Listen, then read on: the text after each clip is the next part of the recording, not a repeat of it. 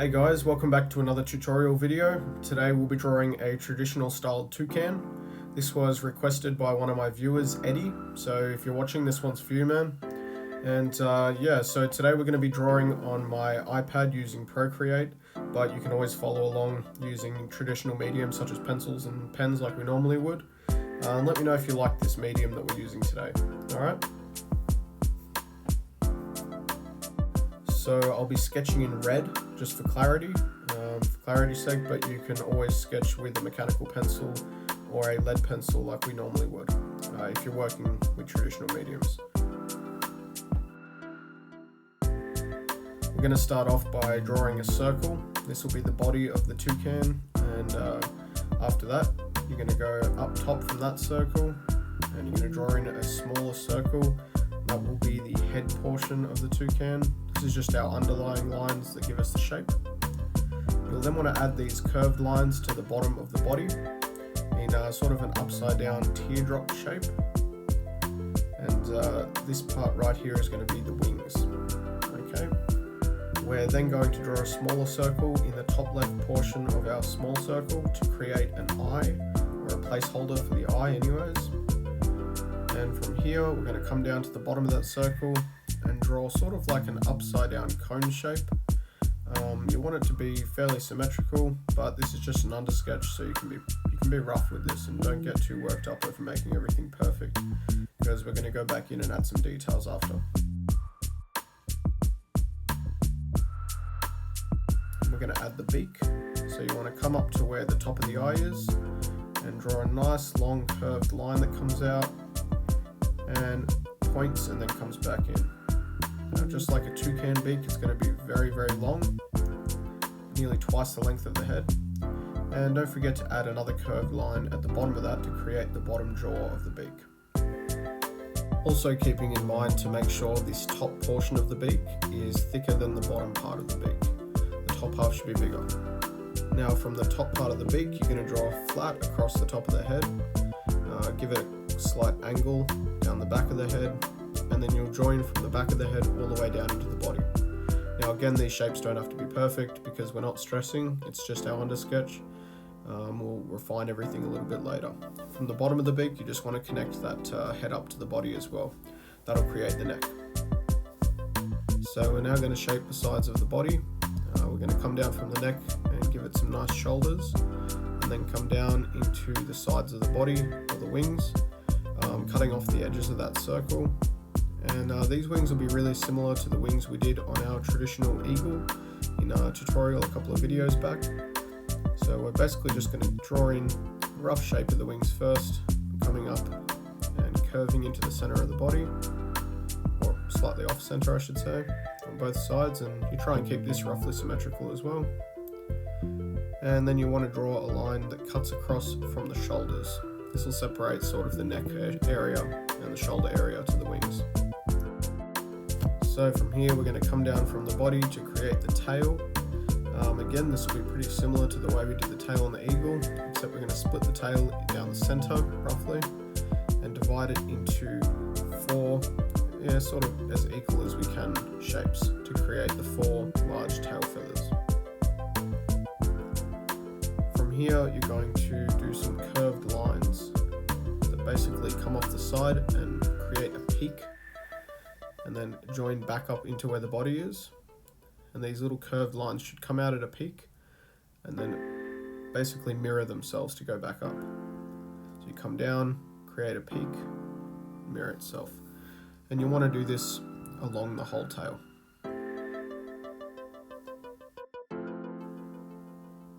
We are going to add a little bit of decoration to each of the feathers by adding an inner line. That's basically just a long oval shape. And obviously real toucans don't have this pattern on them, but we just like to create a bit of a pattern on the feathers. Because this is a traditional style, I want to add some patterns but not too complicated, so just some little circles at the bottom as well. So here we're going to add some detail to the beak. We're just going to add a curved line that comes across like this, and then another secondary curved line just behind that one. Okay, and this will just be where you separate the colours on the beak of the toucan. So here we're going to add a little bit of detail to the face. You can come to the top of the beak, come in a bit of a curved line and curve that back out to the bottom of the head, and just join the beak up there. And that'll sort of how the beak connects to the face. And we can start adding some other facial details. Add some small lines to indicate a bit of feathering or small feathers on the face. They'll curve up towards the eye, just like that. And we may as well add another row of those just underneath. They'll come up in the exact same direction, just slightly lower. Here we're going to start working on the shape of the eye a little bit. It's a bit harder to explain this part, so I guess you can follow along with what I'm doing on screen. But you're basically just turning it into more of an almond shape or a lemon shape as opposed to a perfect circle. And then we're going to add a ring on the inside of that and a little highlight circle in the top right portion of that small circle. And this will be our eye. Underneath that you can add some details to the face, maybe some little bags under the eyes, or some wrinkles on the face. That last wrinkle should curve all the way around the top and join up where the beak is. Just like that. And then starting from right here, we're going to draw a little curved line that goes up and joins into the back of the back of that face area. Okay, a curved line like that will make that a bit bigger. This will create the face area for our bird. We might also add some small feathering, similar to what we did on the face, to the back part of the head here.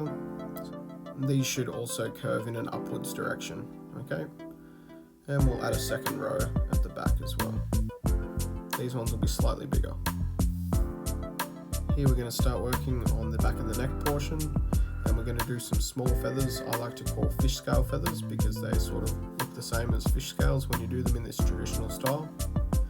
And basically what they are is little sort of half circles or little curved shapes that join to each other from the middle. So you draw two of them, join them in the middle with a curved line, and then you just continue this pattern all the way down the back of the neck.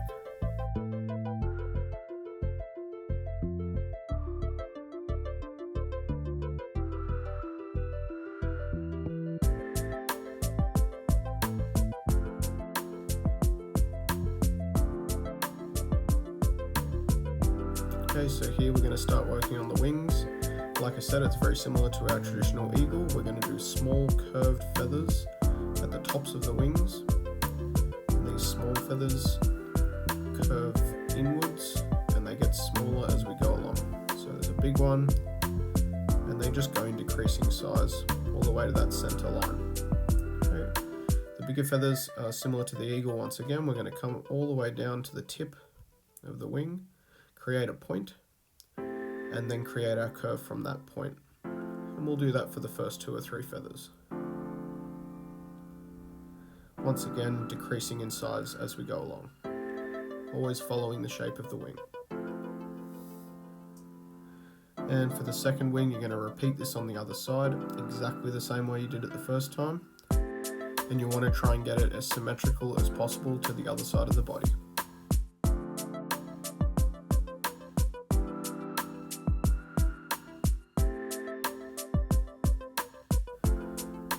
Okay, the wing's complete. We're going to start working on the area just above the tail here, and we're going to copy the fish scale feather pattern that we did on the neck, sort of starting at the midpoint or the lower half of that circle.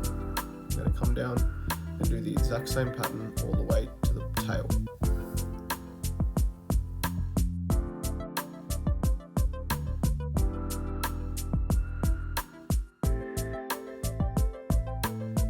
Okay, I've gone ahead and added some traditional style flowers in the background. You can see how to do this in my skull and traditional flower tutorial. I'll put the link in the description for both that and the eagle tutorial if you need more in-depth instruction for those. But we're going to start outlining now. So you can go ahead and get your Copic Multiliner 0.5 and 0.8 for boosting, or if you're following along on the iPad using Procreate, we're just going to create a new layer. Get a technical pen for inking and put the color to black. Okay, and obviously with boosting, you'll do all your thin lines first and your thick lines after. With when you're working digitally, you can create a tapered line by simply reducing or adding pressure to the nib when pushing. Okay, you could do this with a brush pen as well if you are working traditionally and you want to do that. So as in all my tutorials, we're going to go through and pretty much just trace everything. If you're working digitally, you can just delete or make your pencil layer invisible once you've outlined it. In traditional mediums, you'll be outlining over the top of the pencil and then erasing the pencil. Basically what you want to do is just follow your lines pretty much exactly, making little changes as necessary if you feel comfortable doing so. And yeah, we'll see you at the end of this outlining.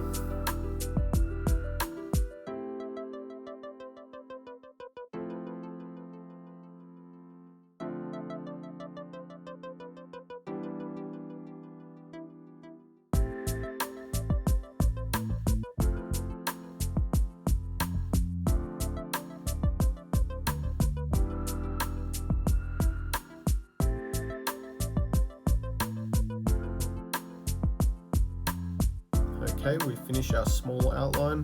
I'm going to go in with an eraser and erase the pencil lines just like I would if I was doing this on traditional medium, for those that are following along. And we're now going to go in and boost some lines up. I've gone over line boosting in other videos before. It's just beefing up some of those lines and making them thicker so that things stand out, and thinner things get pushed backwards into the background a little bit. So basically you're going to take your thicker liners, your ink liners, and you're going to go in and boost up some of those lines. So in this case we're going to start by outlining the wings, thickening up the wings. I like to go all the way to the bottom and even boost up the bottom portion of the wings. I want them to sort of stand out amongst everything. Okay, and we're going to go down and boost up the outline of the tail also. Sort of with this sort of traditional stuff, I like to try and boost most of the main subject matter so that it stands out in front of the background. So we're going to boost up this entire outline and some more specific parts as well.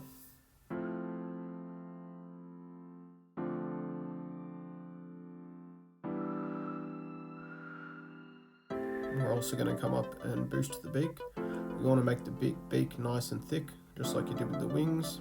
This will really make it stand out and pop out visually, making it sort of stand out amongst everything else. Once you finish boosting, we can colour in the eye a solid black, making sure we leave that little circle in the top right as a highlight in the eye. Now you're also going to want to colour the fish scale feathers that we did at the top of the shoulders there, and I'll show you how to do that. So we're going to do them solid black, but we're going to leave a little white edge on them, just like that, colouring in the rest of it solid black. And you're going to go ahead and you're going to do this for all of them. It is a little bit tedious colouring in little feathers and little scales and things like that, but it adds a lot of detail to the work and makes it look a lot better in the end. You're also going to want to do this for the small fish scale feathers that we did towards the bottom of the body. From here you can colour in the tip of the beak, and that's going to be a solid black as well. And I forgot to do it here, but you're going to leave a little space for a highlight at the very top of the beak, so I'll just show you that in a second. So this is where you want to leave that little highlight. If you're doing this traditionally, you can just leave it white. If you make the same mistake I do, you can go over it with a paint marker or a gel pen. So from here we're going to start adding in all of our black shading.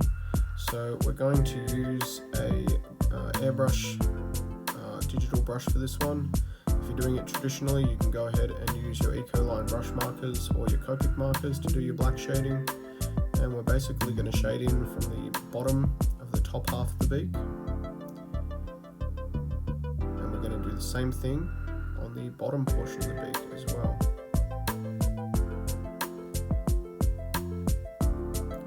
So what I'm going to do now is I'm going to time lapse the rest of our black shading portion of this video, and you can go ahead and pause it where you need to and just follow along with the shading until the black shading is finished.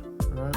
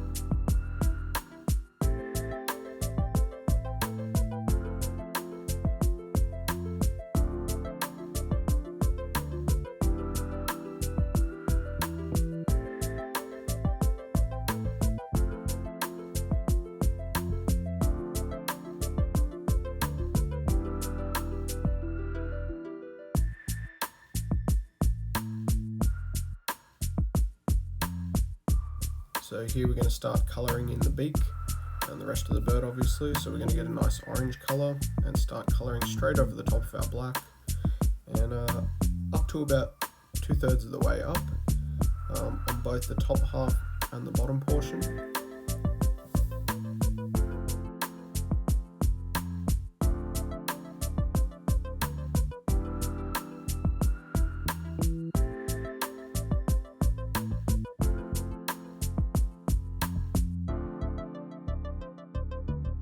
We're then going to take a nice golden yellow colour, and we're going to basically blend that golden yellow or light orange from the top of the beak down into the slightly darker warm orange that we did at the bottom.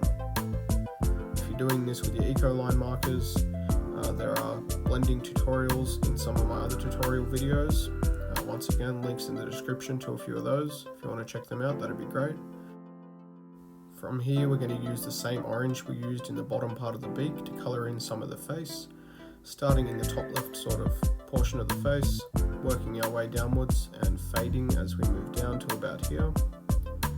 So we're going to work that around the back of the eye and just allow it to fade downwards. If you're working with your eco-line markers, you should already know how to do this using a watercolour brush to fade it down. If you're using Copics, you can sort of whip it out and use a colourless blender to fade it. And you want to fade it on both ends. That way it's a smooth transition from the orange to the white. Here we're going to get a nice pale blue sort of colour, and we're going to go in and colour in the ring around the outside of the eye.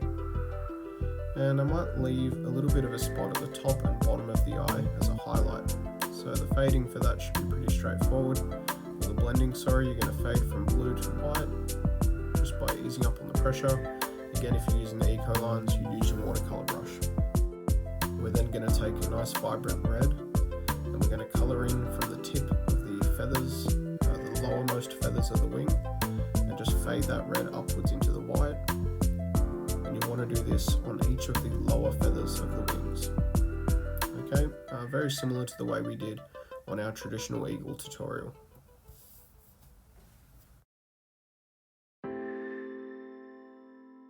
And you want to go ahead and repeat this process at the bottom of the tail, except instead of starting at the tip of the tail, you're going to start at the bottom of those little long oval shaped patterns that we added, and just fade them up into the black.